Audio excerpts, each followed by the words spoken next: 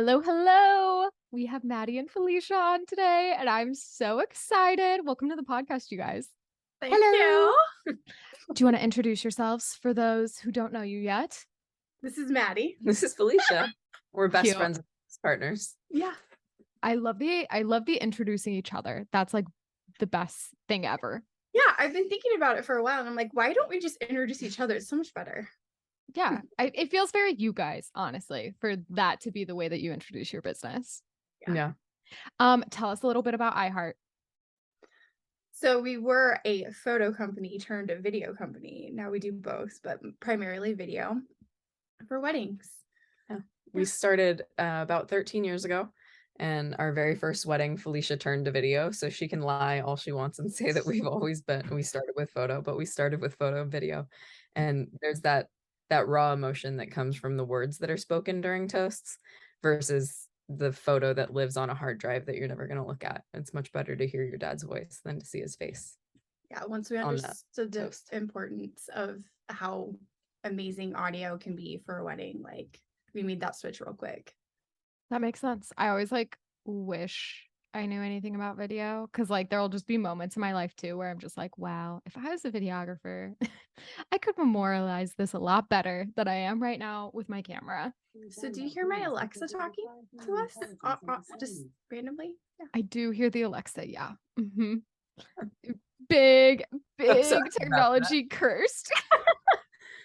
So we are technologically cursed. Eden knows firsthand. I do know, yeah. So I know iHeart, I know Felicia and Maddy from the Becoming program. And yes, they have the most cursed technology I've ever met in my entire life. So honestly, if that's the only thing that happens on today's podcast episode, I'll be like, that was great. Like the fact that we made it through just the Alexa, I would love that, honestly. That would be great. Yeah.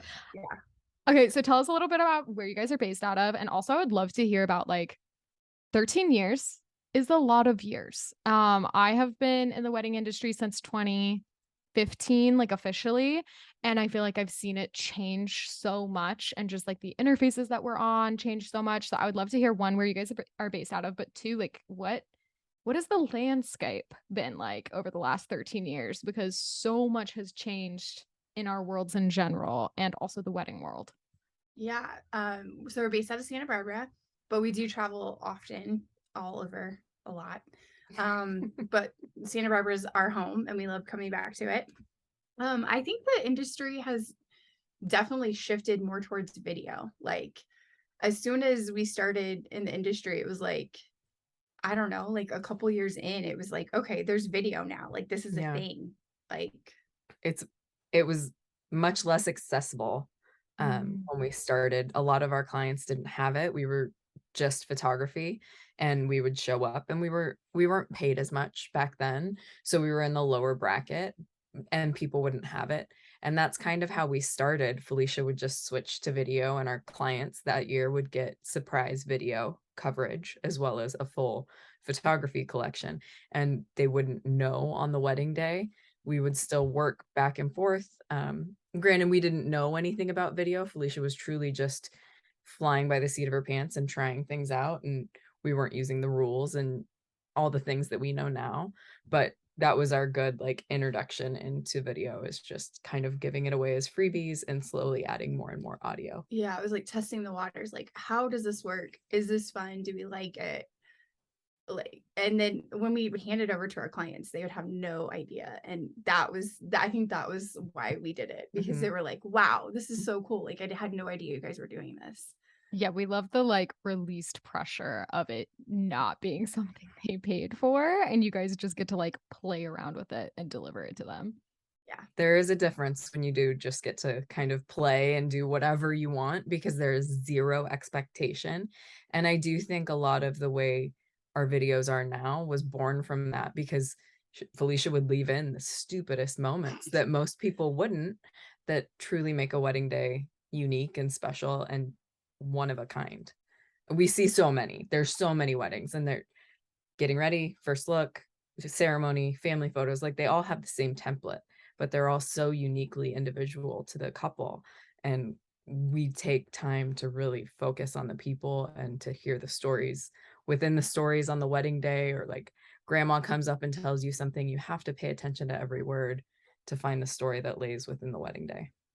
Ooh, I love that. Okay, well, that's what I'm so excited to talk to you guys about today because obviously I know your business a bit because you've been in Becoming for several months and you guys have been in the business for a really long time. And I'll brag on you because I know you won't say it yourselves, but Felicia and Maddy have run their business almost exclusively without social media. Like obviously you have social media and like up until like pre-Becoming too, like you guys were only using it sporadically, right? Like you've really built this 13-year-long business off of connection. Yeah. Yeah. Yeah. I would say solely off a connection, really. It really started our very first year. We sold a living social. And Does anybody remember living socials? probably not. We're very old. Yeah, you don't know what a living social is. So it's kind of like a Groupon. It was like a push where they would sell a service for a limited price. We would get half of whatever that was. Living social got the other half. So I think it was like we ended up with $42 or something being what we made from these 1-hour family sessions. But within that family session, we were able to upsell for $150, you could get all the images on a CD when CDs were still a thing. We burned CD.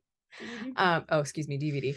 And then within those connections, we sold 74 in like a 24-hour period, which is absurd. And we had 3 months to fulfill all 74 of those, which gave us great practice. We learned really well how to work with one another, how to speak to our clients, because we've always approached a wedding day as like a tandem shooting team. I'm not the lead. Felicia is not the lead. We are both the lead of our company. So it gave us a really good like trial run, basically. Just we jumped into the deep end and learned to shoot together. But within that, one of our very first living socials was a coordinator in town who we've become dear friends with. And she has kind of spread the fire for us and introduced us to other coordinators, introduced us to other DJs and other vendors within the industry. And that really helped. And outside of that, that's like the only advertising we'd ever done, really.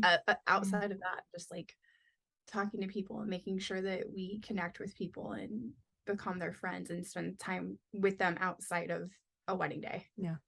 I love that. And I know that we've kind of simmered it down to your guys' like brand statement of people over profits, which I feel like is just a perfect summary of you guys in general, is that like it's always people over profits. And that isn't to say that you don't make an amazing living off of this, but I would love to hear what people over profits means to you guys, a little bit more about that and like how that shows up in your business back in the beginning, but also now. Cause again, like 13 years is a long time for that to expand. And it sounds like you very quickly made those connections, but like what has people over profits kind of look like in your business and what does it mean to you? I think starting out in our business, we just got so excited that we had clients, to be honest. Like our first year was like, oh, we got to get clients. Like this is happening. We're starting a business. So we would like really take care of them. We would send them gifts almost every holiday. That was like what we did the first couple of years. And then which is so cute. Yeah, like they weren't big, but it was just like a, hey, we're thinking about you, like a scratcher on St. Patrick's Day, like hope you're lucky. And just something super small, but it lets people like, it's like getting a phone call from a friend from a long time ago. Like you have to keep working at it to build that. Yeah, just getting them excited for the wedding day. So sending them like, something on Valentine's Day, and getting something in the mail. Like getting something in the mail is fun. That's not a bill. Yeah. It's not a bill. Yeah, that one's a little less fun. Yeah. It's not an invoice. It's not anything that has to do with work, really. It's just like, hey, we're thinking about you. You guys are awesome people. We're so excited to share your wedding day with you. And it was genuine. It wasn't like, oh, we want to, really take care of our clients because we're going to make more money, or, it was like, we really were excited, and we always have been. Like, that's been like the base of what we do. But eventually we would just start sending more personalized things. So Maddy would literally press flowers from each wedding one year. That was what we did every single wedding for an entire year. And that's what she did. I put them between glass. It's like one of those, I see something on Instagram or whatever, Pinterest, and I'm like, oh, I can do that. I can do that. I don't need to buy it. My craftiness it runs deep within my veins. And it was one way for me to detach from the photography or the videography aspect of what I do while still giving to my clients, I'm now doing something creative that's like an outlet outside of the creative field that we have. I'm a full believer in like you have to be creative outside of the one thing that you're creative in to stay creative. So Mm. I that's was where gonna that. say, I think like you saying how excited that you were in the beginning. I think a lot of people when we first start our careers, right? Yeah, like, when we first start signing clients, we get so overly excited and we can kind of like do a million things for each client because we're just so stoked that we have them. And I've noticed within the industry a lot, like when people aren't careful, they obviously can lose that passion because of burnout or disconnect, or like you said, they kind of like burn out their creativity by just making this one thing that's for money, their creativity. How have you guys kept that passion alive throughout all 13 years of your business? That's a good one. Those are deep. So deep. I really think it goes back to like listening to your clients and not just being there as a wedding vendor, but showing up as a friend. And so at least recently, we're not necessarily sending out like a barrage of things to each client anymore. They might get one or two things from us. And they are heartfelt, but we want to spend the time now. Yeah. So when we sit down with a client on an engagement session or before an engagement session, we want to like get to know them, and that helps the creative side to our business. When we have a phone call or a Zoom call, specifically if they meet us for frosé at the Lucky Penny, like we know it's going to be a good wedding following the frosé. It just always is, because you connect to somebody over cocktails or over lemonade or whatever it is that you're drinking. You connect with them on a deeper level than just a vendor relationship. You're Mm. opening yourself up to be a friend instead of just a person who shows up in exchange for a paycheck.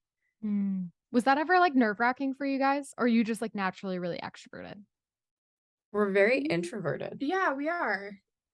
but it's like it's opening those doors for those people you want to be close to. If we're not close to you on your wedding day, we can't tell your story properly. I think that's the Mm. shift that happened. Like when we went from doing so much photo to more video, it was like we can't just like send them gifts anymore. Like we have to sit down and we have to spend time with them and really get to know who they are. Are they more silly? Are they more romantic? Are they who in their family, do they really, really love and why? And like this friend got them, put them together and linked them up and they're super important. Like understanding every part of their life and their wedding day really, really helps us to tell their story. So I think Yeah. that's kind of why, Mm. like, we saw the importance in it. I love that. How do you feel like that's showed up on the wedding day? So like say you have this prep, right? And like you get to know them, you get to go get frosé, which is so cute and fun. And so you guys, I'm obsessed with that. You get to do all this, you get to know them. How did you see that changed like how your actual events went or your engagement sessions? Like what does that look like in practice? It's crazy how much of a difference it makes because we show up on the wedding day and now we're not strangers. We're not walking into the room. We know what they look like. We Which is know huge. we have inside jokes already. And we're like an extension of their bridal party. I mean, I can't tell you how many times because we've gotten frosé with people or like had some time to spend with them before the wedding, we show up and they're like, "Oh my gosh, thank you so much for being here." At the end of the day, they're like, "You guys were like friends. You guys aren't vendors, like you're friends." And that's like That's that's everything. that's what we want. We don't necessarily want to just send out little tchotchkes anymore. We want Mhm. that deeper connection, and it might come from being older. Like I don't want to just show up on a wedding day and leave from a wedding day. Mhm. I want to show up to a friend's wedding. I want to leave. I want to know when you get pregnant. I want to know when you have your first kid. I want to know when you get that big promotion. Like I want to know all the things about your life, because at the end of all of this, we have these beautiful videos to show for it, or we have these beautiful photo galleries to show for it. But if there's no connection there, you're truly missing the point when you show up to a wedding. Like there's such a disconnect from just doing a job to being as creative as possible because you want to serve a friend. Mhm. Ooh, I love that. I love the idea of making it like you're working with a friend now and like someone that you like genuinely care about on a human level. Do you feel like trying to figure out how I want to phrase this. Do you feel like this has also changed the I don't like the word reward, I'm trying to think of like a better word for it, but like, has it been more rewarding for you as a human now that you have this connection? Like, talk to us about like the effect on like your personal life of being more connected to your clients. Like one of our first weddings that we had done where we felt this was we did a destination wedding down in like Cancun, and we left that wedding. We had spent like what 3 or 4 days with them, and we left that wedding going, this is it. Like we need 3 to 4 days with our people. Like I think that's why we like destination wedding so much, is because we get to show up the day before the welcome party, the night before, the day after, when they go and do fun things with their friends and family, and then we leave. People have honestly considered us like a part of the family. They're like, you guys are my daughters now. But Cute. it's nice because you like leave thinking like, we know these people and they're friends. They're not just a one more like check Check. off our list, you know? We don't ever want someone to feel like they're just a check on a list for us, like a to-do list. Because when you show up to, especially the destination wedding that she was just referring to, we didn't meet Marissa and Erica beforehand. Like we didn't get to see them. They lived on the East Coast. We lived in California, and we were meeting in Mexico. But the second we showed up, they were so excited to have us there, and we could feel it. And so that like friendship gap was already bridged because we felt like they genuinely wanted us there. And then they included us in everything, and we're not going to say no because it's not technically on the timeline. Like if it's the morning of your wedding and we've got nothing else to do and you're going to jump in the ocean together to like cleanse the day or whatever it might be, we want to be there. And so it's kind of like a full access pass when it's destination. Yeah, like there was one point in that weekend where they asked us to come to the pool because all their friends had just arrived and they were drinking in the pool. And we show up and we brought our cameras, but you know, it's hard to film in the pool if you don't have something waterproof. So we brought our like GoPro or whatever. And you know, there's only so much you can get with a GoPro, but we were just like drinking in the, you know, we were hanging out with them and acting like a friend, and that bonded right before the wedding, and all their friends and family knew who we were.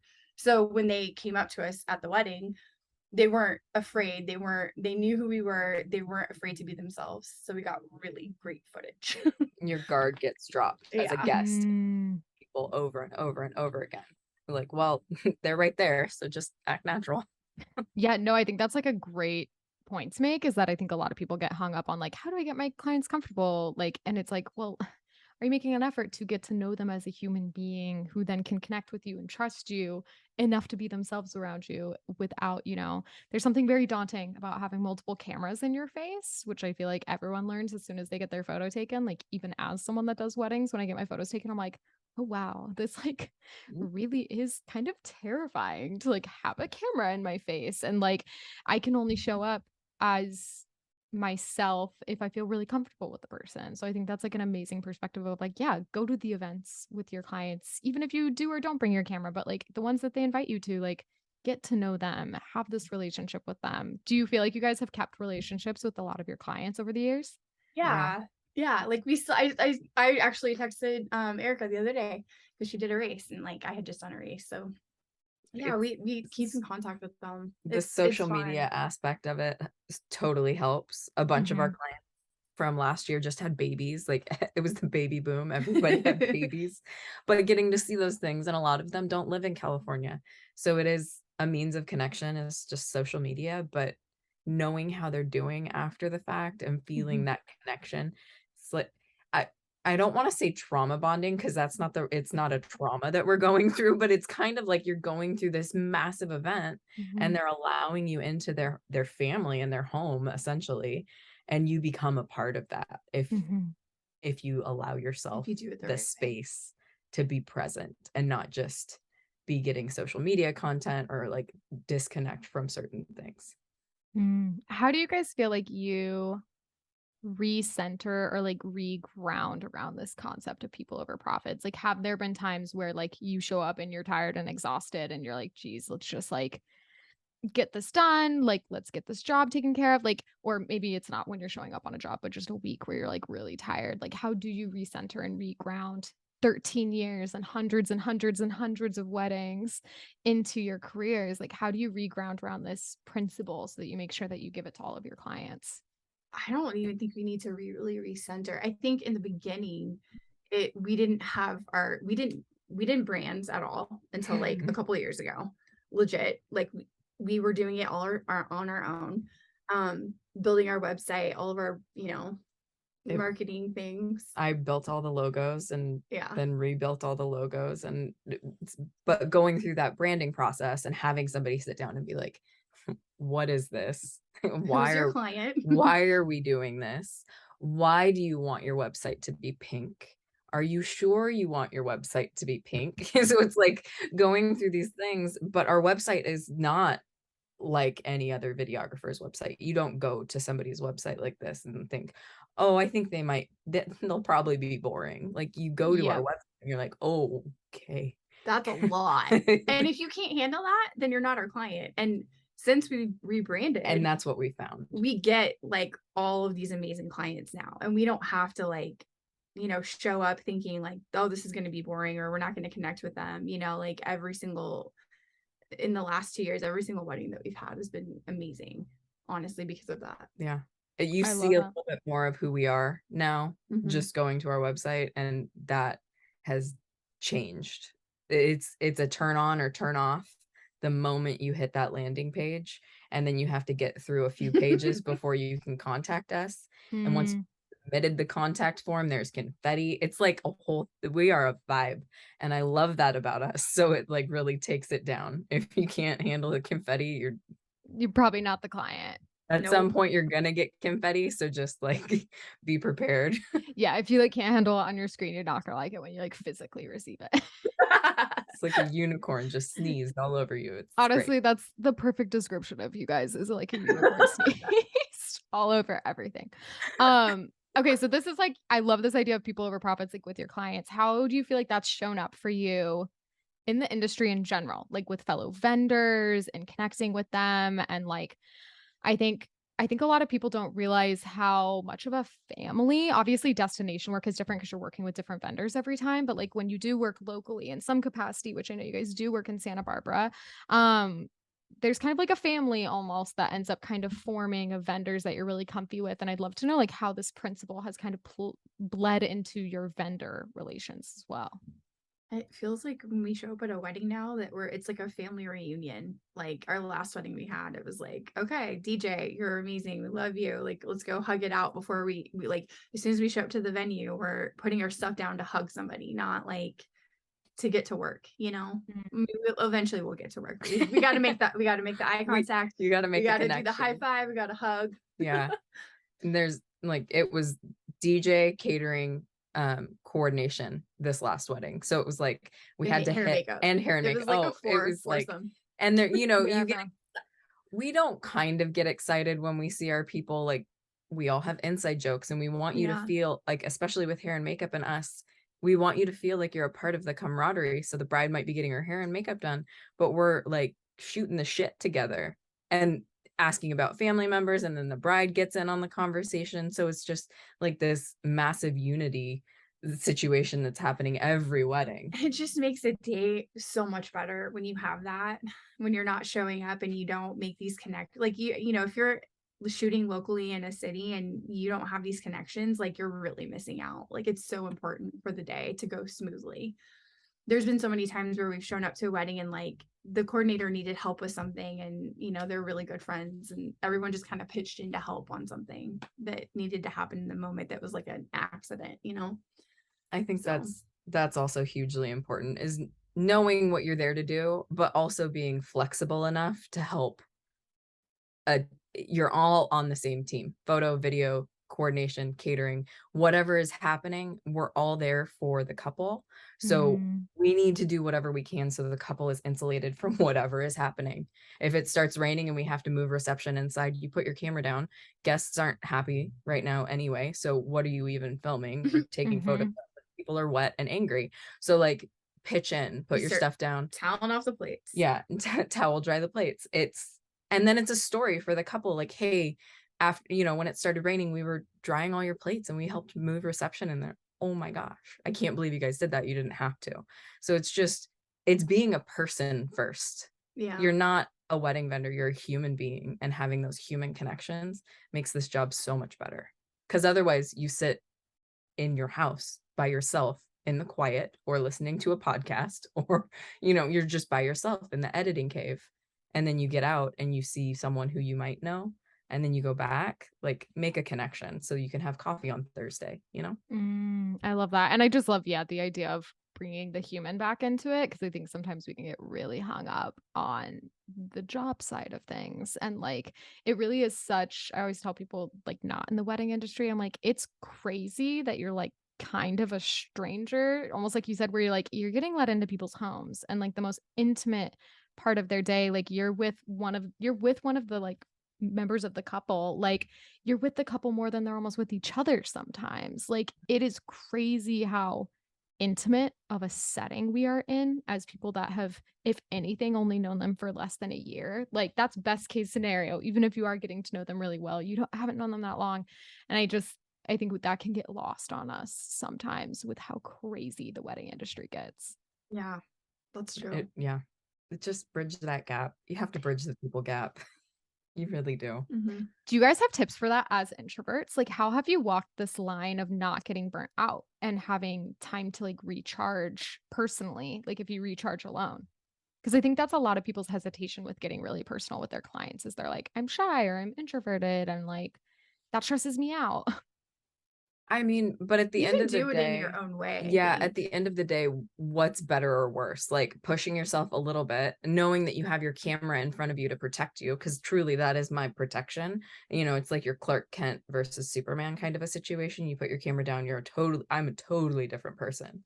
And totally different person in a like social setting if I don't have my camera.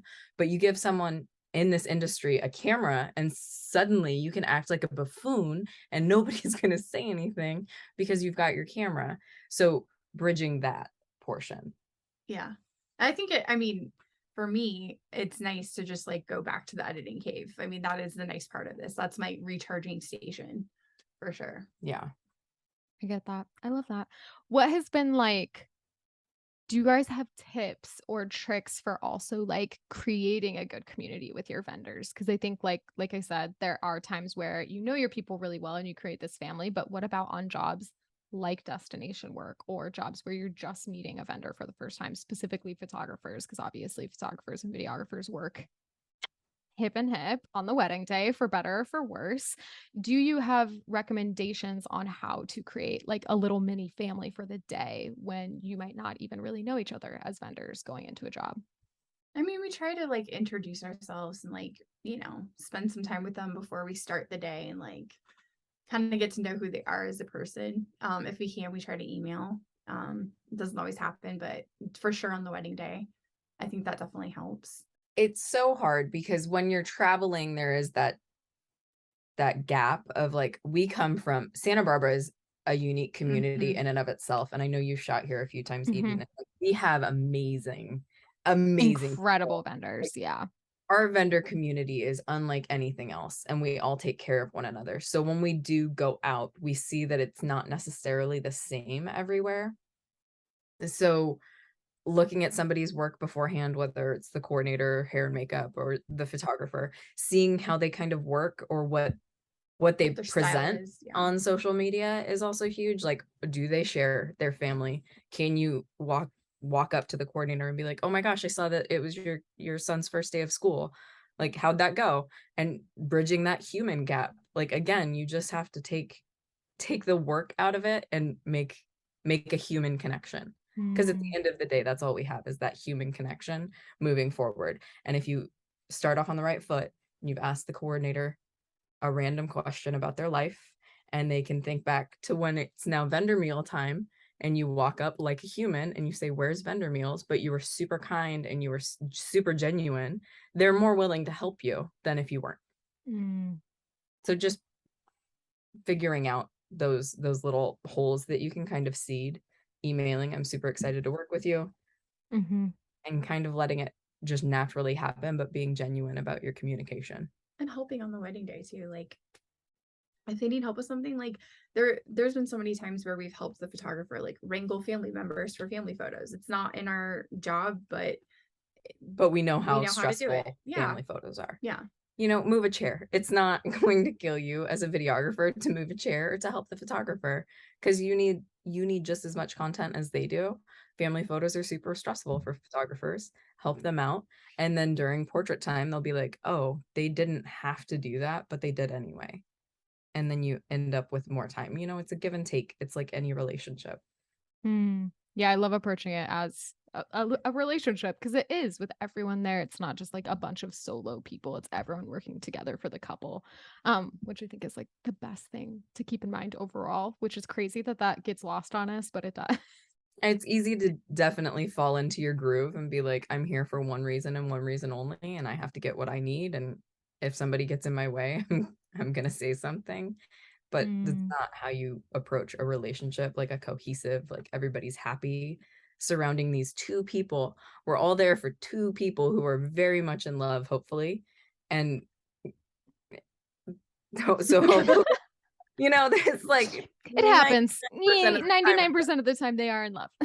like, oh, can you hold hands or something? But for the most part, we're there for those two people. And we all need to get along because they're so in love and it's such a privilege. So if you treat it as that, it's much easier to work with somebody because we're all there for the Just same reason. remembering it's about them. It's not about us. Yeah. Like if you're trying to think about it, like getting in and out, it's not gonna, maybe this job isn't for you, or even just like from a publishing standpoint, like we're not there to be published, which we've always had that mindset. Like we don't show up to a wedding thinking, oh, we're going to post this on the blog, or, oh, I'm going to try and get this into Style Me Pretty. I hate trying to publish things. My blogs they never happen. And if they do, it's like once every 3 months. It's not where the priorities are. The priorities for us are with the people. And so showing up for the people versus showing up for a publication is where we strive, I think. Yeah. And I think that's another like really good reminder for people, is that like even if no one ever sees your work but the couple, as long as like they love it, you've done your job. Like your job isn't made by getting an Instagram post or something to put as a reel or a TikTok. Like your job is done by completing your contract and providing something amazing for your couple. And that's quite literally the entirety of it. Anything else is extra. And I think is like another testament, obviously, to you guys not using social media for the most part for like a decade. Like I think that's what's so cool, is it speaks to your experience and like it's like you're not booking jobs because you went for the content. You're booking jobs because you've made your clients really, really happy for a decade, which is so cool. We love that. We love to hear it. Okay, well, this has been so helpful and so amazing. Thank you guys so much for sharing your knowledge. I'd love to hear like what's next for iHeart. Like you're 13 years in, you have over a decade of knowledge and everything. Like what's next for you guys? We're hoping to release a Super 8 course at the beginning of this coming year. And we're also offering one-on-one mentoring sessions coming in November. So for like people over profits kind of a situation, getting to know your client a little bit better, bridging that human gap, which I think we all could use a little reminder. Yeah. And I love that you're launching in November, because that's like the perfect slow season start for everyone to pick up crazy wedding boom part 2 in 2023. Yeah. The wedding boom was real this year. It was real and it was tough. And I pour one out for all of you, because I've just had to coach everyone in it. I haven't had to actually do it myself, but just watching all of my clients handle it, I'm like, oh my God, the wedding boom was It was real. I think you got out at the right time. I scraped by the skin of my teeth. Honestly, I got right before it, but that is amazing. We will link everything for you guys in the show notes as well, so that you can keep learning from iHeart, their Instagram, their website, all of that good stuff, their TikTok, all of their lovely Super 8, everything. I'm obsessed with your guys' Super 8. I just watch it all the time. I'm not going to lie. I'm always just like, it's such a dream. I love it. Well, thank you guys so much for coming on. This was so helpful. I think this is such a like good mindset shift for people to make, whether they are photographers, videographers, anything. Like I don't even think this is wedding industry specific, just getting back to the people side of things in our business, especially if you're a service provider, is just like that's all it is at the end of the day. It's just people exchanging energy, really. I'm like, you're really just exchanging it in the form of money or products or whatever, deliverables. But like at the end of the day, it's such a beautiful human experience too. be a part of. So thank you so much for sharing and for coming on. Thank you for having us. All right. Thank you guys for listening, and we will see you next time.